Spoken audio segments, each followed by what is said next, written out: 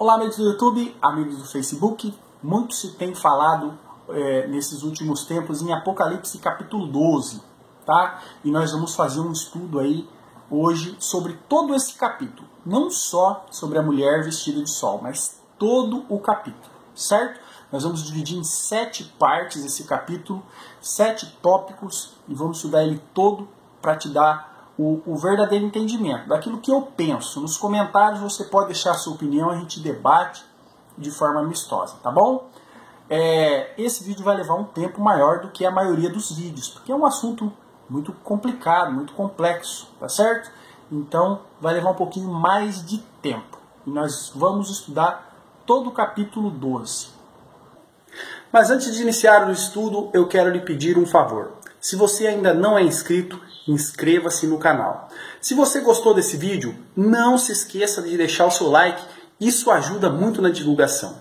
E compartilhe esse vídeo nas suas redes sociais, Facebook, WhatsApp. Não custa nada para você e ajuda muito na divulgação e para fazer com que esse vídeo chegue a muito mais pessoas. Então, vamos começar com o primeiro tópico. A mulher. A mulher, ela é descrita aqui, versículos 1 e 2. A mulher. E viu-se um grande sinal no céu, uma mulher vestida de sol, tendo a lua debaixo dos seus pés, e uma coroa de 12 estrelas sobre sua cabeça. E estava grávida e com dores de parto, e gritava com ânsias de dar à luz. Então, essa mulher vestida de sol, com a coroa de 12 estrelas, lua debaixo dos pés e tal, né? Ela é dita que é um sinal no céu, tá? É um sinal, é uma representação, é um símbolo, tá? Se ela é um símbolo, a própria Bíblia precisa interpretar esse símbolo para nós. A própria Bíblia precisa explicar para nós. Ninguém tem autoridade, hoje em dia, de dizer o que significa isso. A própria Bíblia, tá? E nós vemos lá, nos tempos de José, do Egito, que José tinha sonhos proféticos. E os seus sonhos, eles revelavam muitas coisas, tá certo? E nós vamos ler um dos sonhos de José. Gênesis 37, versículos 9 e 10. Olha aqui, ó, vamos ler aqui. E teve José outro sonho e o contou a seus irmãos e disse: Eis que tive ainda outro sonho, e eis que o sol e a lua e 11 estrelas se inclinavam perante a mim. E contando-o a seu pai e a seus irmãos, repreendeu seu pai e disse-lhe: Que sonho é este que sonhaste? Porventura viremos eu, tua mãe, teus irmãos, a inclinar-nos perante a ti em terra?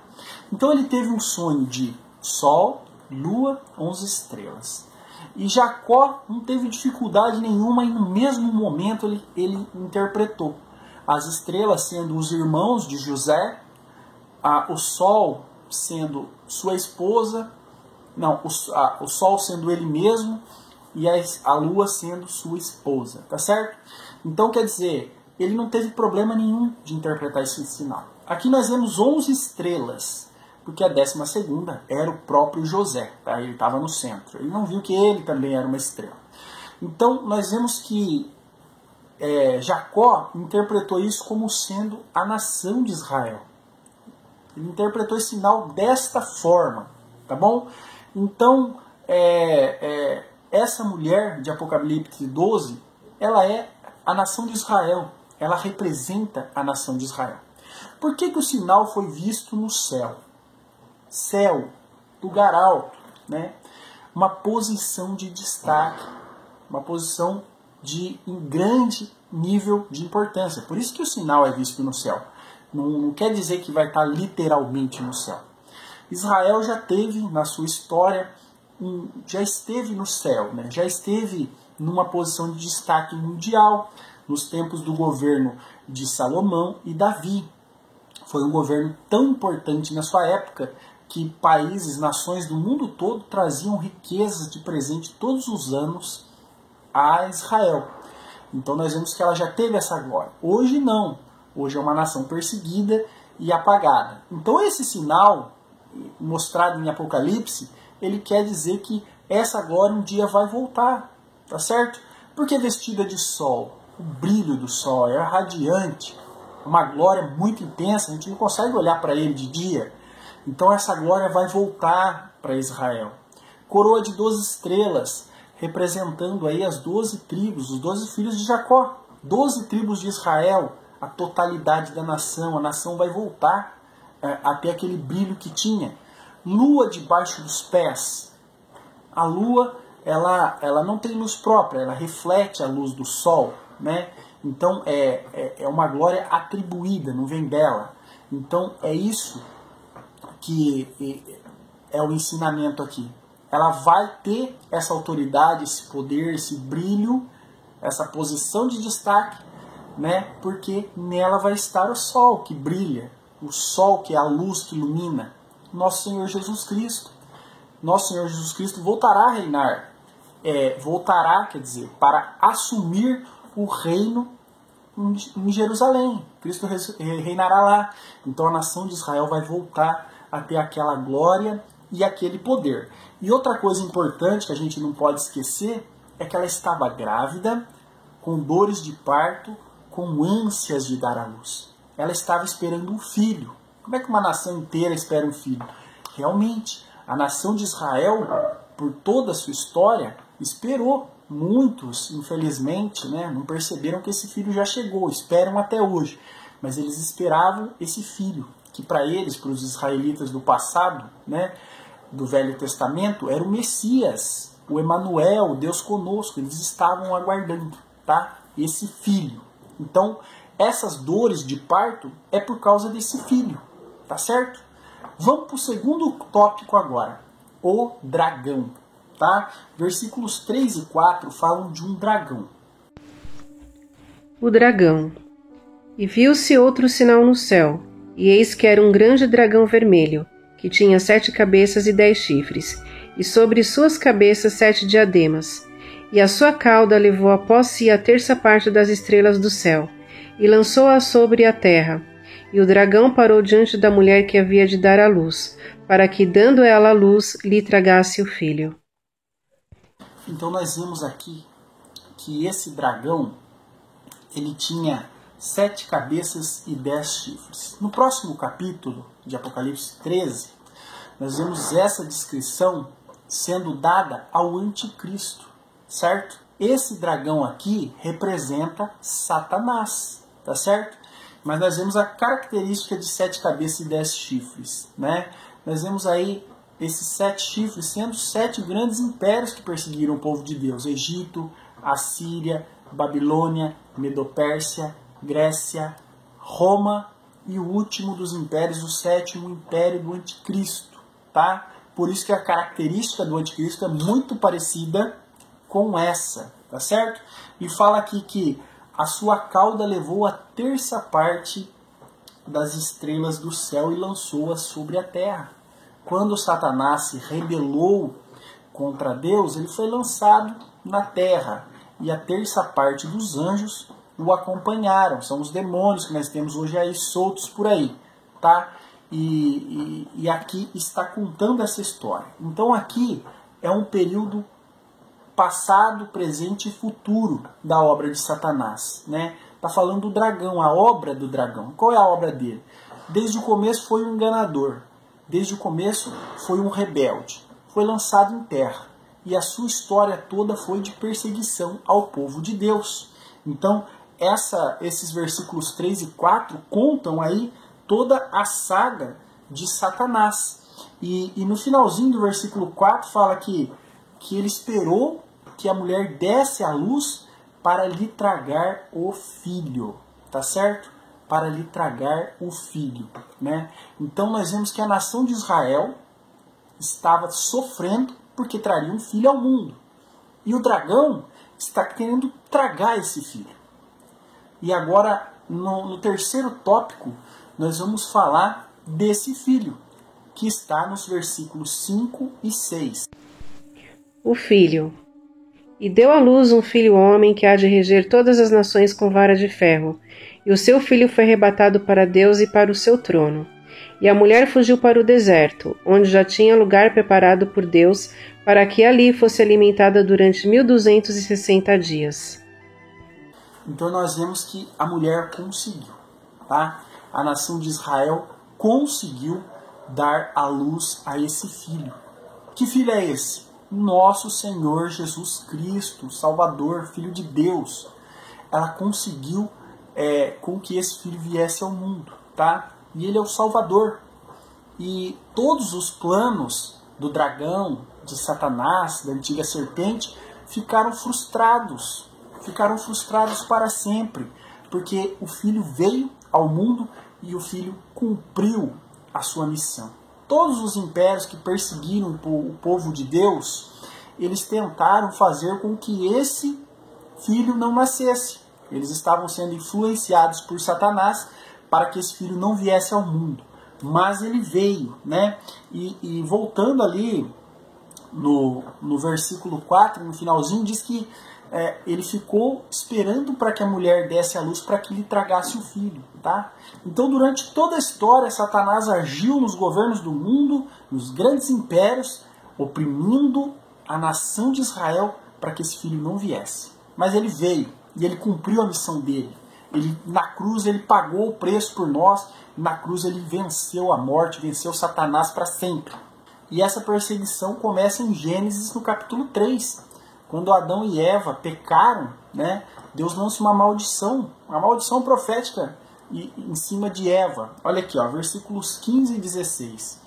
E porém inimizade entre ti e a mulher, e entre a tua semente e a sua semente. Esta te ferirá a cabeça, e tu ferirás o calcanhar. Então, a serpente aqui simboliza Satanás, assim como o dragão lá em Apocalipse simboliza Satanás.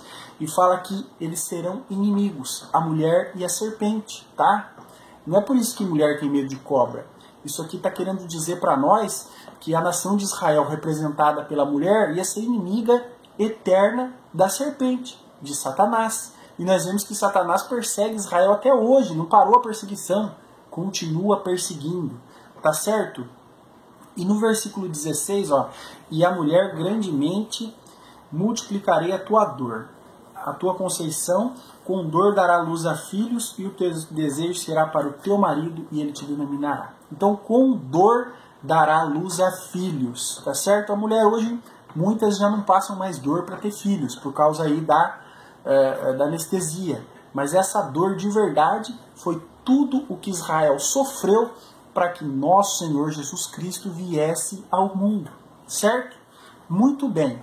E nós vemos isso aí, essa dor da perseguição a Israel, para que esse filho não nascesse, nós vemos ela até o último momento, nos impérios tentando aí frustrar os planos de Deus, tá certo? Nós vemos aqui em Mateus capítulo 2, nós vemos que Herodes ele tenta de qualquer forma impedir o nascimento de Cristo. Ele manda que matassem os meninos até 5 anos em todo Israel, para que Jesus não nascesse, realmente com esse propósito mesmo, tá? Olha aqui, ó, Mateus 2, versículos 13 até a 15, olha aqui, ó. E tendo ele se retirado, eis que o anjo do Senhor apareceu a José em sonhos, dizendo, levanta-te e toma o menino e sua mãe e foge para o Egito. Demora-te lá até que te diga, por Herodes há de procurar o menino para o matar. E levantando-se ele, tomou o menino e sua mãe, e de noite foi para o Egito. E esteve lá até a morte de Herodes. Então nós vemos aí que Herodes matou muitos meninos por causa de Cristo, tentando matar o Salvador, certo? Mas não conseguiu, porque ninguém no universo pode frustrar os planos de Deus. E esse menino nasceu, esse filho veio, e a mulher sofreu demais, a nação de Israel sofreu muito para ter esse filho, mas ele veio, ele nasceu e ele venceu. Por isso que Satanás está irado, por isso que Satanás está muito furioso, tá? E agora nós vamos dar um zoom lá no passado, vamos voltar antes da criação dos homens, tá? No tempo em que Satanás se rebela, que é o nosso quarto tópico, tá certo? A guerra nos céus. Vamos ler dos versículos 7 a 9 de Apocalipse 12. A guerra no céu. E houve batalha no céu. Miguel e os seus anjos batalhavam contra o dragão, e batalhavam o dragão e os seus anjos. Mas não prevaleceram, nem mais o seu lugar se achou nos céus. E foi precipitado o grande dragão, a antiga serpente, chamada o Diabo, e Satanás, que engana a todo o mundo. Ele foi precipitado na terra, e os seus anjos foram lançados com ele. Então nós vemos aqui a história do começo aí da rebeldia de Satanás, tá? Tudo começa no paraíso, quando ele era um anjo de luz, e ele tenta aí se igualar, se comparar a Deus, ser maior do que Deus, tá? Se você quiser contextualizar isso, tá? Você pode ler Isaías capítulo 14, os versículos estão aparecendo na lousa aqui, tá bom? Ou, se você quiser entender bem melhor isso, vai ter um link na descrição ou no card aqui em cima com a minha pregação de 40 minutos sobre esse capítulo, bem explicado, tá? Mas é isso, Satanás se rebela e é lançado na terra, tá bom? E é por isso que Satanás é irado contra a mulher, porque ele perdeu o lugar que ele tinha no céu, ele perdeu a posição de destaque, e essa posição, Deus escolheu a nação de Israel aqui na terra para dar essa posição de destaque a ela. Então Satanás ele está irado, furioso, e ele quer destruir de qualquer maneira, tanto Israel, né, no Velho Testamento, e agora nos nossos tempos, tanto Israel como a igreja, tá? Por isso essa fúria toda de Satanás, porque ele foi derrotado, ele foi lançado dos céus para baixo, Miguel batalhou e o venceu, jogou aqui para baixo, certo? E ele sabe que tem pouco tempo para ele, que ele está aguardando aí a sentença, e a sentença dele é o lago de fogo eternamente, certo? Então Satanás está irado, e ele está irado contra a nação de Israel, contra essa mulher, perseguindo ela durante milênios, e também contra a igreja. Nós vimos aí a perseguição que a igreja sofreu desde o começo. O primeiro mártir, Estevão, nosso irmão em Cristo, e também todos os nossos irmãos de todas as épocas que sofreram nas mãos dos romanos, que sofreram na Inquisição e que sofrem hoje nas mãos dos islâmicos, tá certo? Então toda essa perseguição é por causa do Filho, é por causa do terceiro tópico que nós vimos, o Filho, é por causa dele, mas o Filho vai vencer. E o Filho vai dar vitória também para quem estiver com ele. Cristo vai vencer. Não adianta Satanás se irar, se enfurecer. Cristo vencerá. E nós que estamos com Cristo, venceremos junto com ele, tá? E é realmente disso que trata-se os versículos 10 a 12. A vitória dos santos. Vamos fazer essa leitura. A vitória dos santos. E ouvi uma grande voz no céu que dizia: agora é chegada a salvação, e a força, e o reino do nosso Deus, e o poder do seu Cristo, porque já o acusador de nossos irmãos é derrubado, o qual diante do nosso Deus os acusava de dia e de noite. E eles venceram pelo sangue do Cordeiro e pela palavra do seu testemunho, e não amaram as suas vidas até a morte. Por isso alegrai-vos, ó céus, e vós que neles habitais, ai dos que habitam na terra e no mar, porque o diabo desceu a vós, e tem grande ira, sabendo que já tem pouco tempo. E nós vemos aí a vitória de Jesus sobre Satanás. Ele venceu, tá? Essa versículo 10 aqui, que fala de que agora é chegada a salvação, é chegado o reino, essa nós podemos ir no tempo, avançar no tempo e ir para o final da grande tribulação, onde Cristo reina, onde Cristo é a sua segunda vinda, onde ele toma o reino de uma vez por todas e para sempre, tá certo? E não tem jeito, tá? Satanás será derrotado. E aqui nós estamos falando da vitória dos santos, nesse quinto tópico. Os santos vencem. E como é que os santos vencem? Eles venceram porque não amaram suas vidas até a morte. Eles venceram pelo sangue do Cordeiro, tá? Vamos ler de novo aí o versículo 11. Olha só que importante, ó. E eles venceram pelo sangue do Cordeiro e pela palavra do seu testemunho e não amaram suas vidas até a morte. Então a vitória do povo de Deus é pelo sangue de Cristo, pelo sacrifício que ele fez na cruz, que nos limpa, nos purifica de todo o pecado, pela palavra de Deus, que nos ensina a andar corretamente de acordo com a vontade de Deus, e por não amar nossa vida, por amar mais as coisas de Deus, por amar mais a nossa pátria vindoura, não essa. Amar mais a terra que virá ainda. Tá certo? Então os santos vencem com Cristo. Eles conseguem a vitória. Sexto tópico. A cólera do dragão. Talvez você possa não saber aí o que significa cólera. É a ira, a raiva, o ódio. Tudo que é mal, tudo que é sentimento malicioso contra alguém é a cólera do dragão. Versículo 13. Vamos fazer essa leitura. A cólera do dragão. E quando o dragão viu que fora lançado na terra, perseguiu a mulher que dera à luz o filho homem. Você vê que quando o dragão cai na terra, tá? Ele persegue a mulher que deu à luz o filho. Então ele foi derrotado, tá? Já era para ele, foi jogado lá de cima e ele quer perseguir a mulher que deu à luz o filho, certo?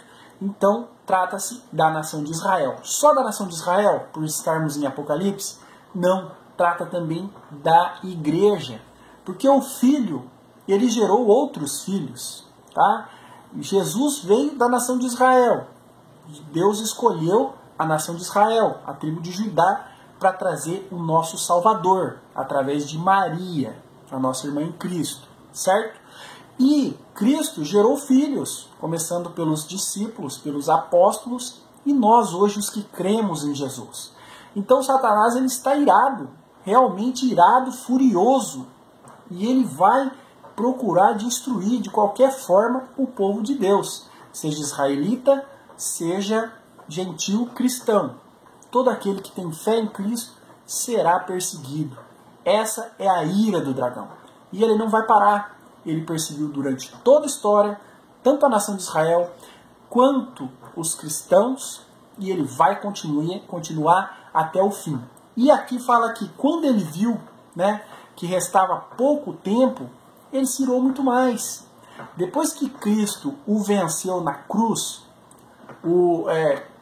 determinou a sentença de que ele seria lançado no lago de fogo para sempre, então ele viu que resta pouco tempo. E nesse pouco tempo que resta para ele, ele quer destruir mesmo Israel e a igreja, tá certo? E ele só tem poder contra nós quando nós damos lado para ele, certo? A Bíblia ensina que, vai aparecer a passagem aí na lousa, sujeitai-vos a Deus, resisti ao diabo e ele fugirá de vós.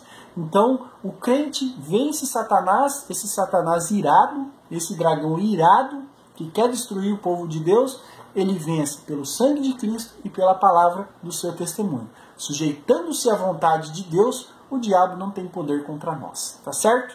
E o último tópico, para finalizar, é um consolo para todos nós. Um consolo para Israel, um consolo para a igreja, que estaremos aqui no... Então nós teremos proteção, certo? Teremos proteção, claro que sim.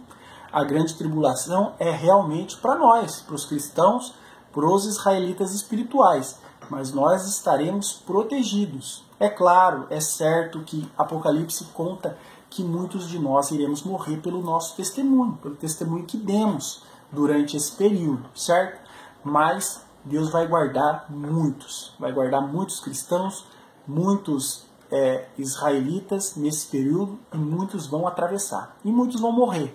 Mas nessa época será uma honra para qualquer cristão morrer pelo nome de Cristo, para qualquer israelita morrer pelo nome de Jesus, tá certo? Então, a mulher, ela recebe ajuda, vamos ver aqui, versículos 14 a 18. A mulher recebe ajuda. E foram dadas à mulher 2 asas de grande águia, para que voasse para o deserto, ao seu lugar, onde é sustentada por um tempo e tempos e metade de um tempo, fora da vista da serpente. E a serpente lançou da sua boca, atrás da mulher, água como rio, para que pela corrente a fizesse arrebatar. E a terra ajudou a mulher, e a terra abriu a sua boca e tragou o rio que o dragão lançara da sua boca. E o dragão irou-se contra a mulher, e foi fazer guerra ao remanescente da sua semente, os que guardam os mandamentos de Deus e têm o testemunho de Jesus Cristo. Então, a mulher, ela é sustentada, como diz aqui, por um tempo, tempos e metade de um tempo. Quando a Bíblia fala isso, tempo, tempos e metade de um tempo, 3 anos e meio ou 1260 dias, ela está falando do tempo do reinado do anticristo, certo? 1260 dias. Então, Deus vai levar para o deserto, Deus vai proteger a sua igreja, os israelitas, crentes em Jesus, vai protegê-los durante esse período, durante o reinado do anticristo. Então, haverá proteção. Então, não precisa ter medo de passar pela tribulação, tá? Vai ter proteção para nós. As pragas que cairão sobre a terra, tá? 7 trombetas, 7 selos, não são para atingir o povo de Deus, são para atingir o mundo, tá? O anticristo e os seus seguidores. Para nós, haverá sim perseguição por parte do anticristo, mas não as pragas. Então nós seremos protegidos e livrados, tá bom? E a serpente lança da sua boca um rio para que arrebatasse a mulher, né? A serpente, quer dizer, Satanás usa aí o anticristo, seu poder militar, para uma grande guerra tentar destruir de qualquer forma os restantes de Israel e os cristãos dessa época. Mas Deus os protegerá, tá? E para provar para você, para deixar bem claro para você que a igreja de Cristo estará aqui nessa época, nós vemos aqui no versículo 17. Eu vou ler de novo, ó. E o dragão irou-se contra a mulher e foi fazer guerra ao remanescente da sua semente, os que guardam os mandamentos de Deus e têm o testemunho de Jesus Cristo. Então quem que é o remanescente da mulher, se não é os cristãos? Porque a mulher deu à luz o filho, e o filho deu à luz a nós, Cristo. Cristo nos fez participante de todas as promessas de Deus.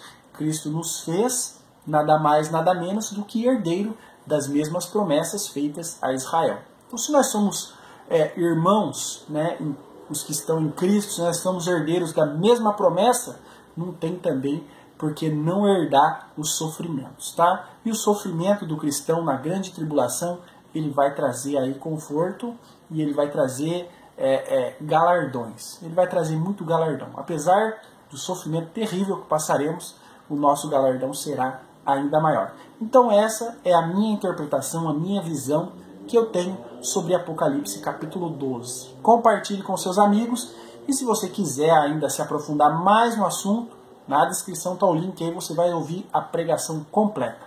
Muito obrigado.